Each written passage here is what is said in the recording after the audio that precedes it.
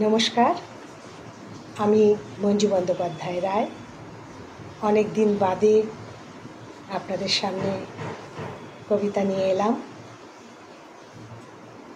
আজকে স্বরচিত কবিতা পাঠ করব।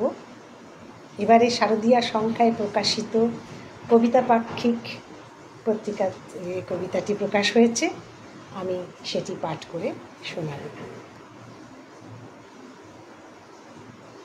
কবিতার নাম একটা ঘুমের কথা লিখি।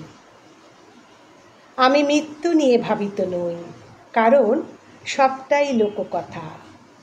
আজ বরঞ্চ একটা ঘুমের কথা লিখি। বন্ধু, তুমি কি আছো আমার পাশে? এসো তবে একটা আকাশ আঁকি, সেখানে শ্রাবণে ভিজি। বন্ধু, তুমি যদি ঘুমিয়ে যাও তাহলে কি হবে? কে পাশে থাকলো বা না থাকলো, কি যায় আসে তাতে?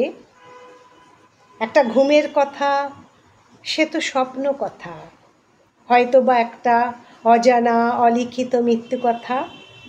একটা শান্ত নদীর জোয়ারে ডিঙি নৌকো ভেসে যায়, কাঞ্চনজঙ্ঘার সূর্যোদয়ে কোনো ঘোমটা নেই।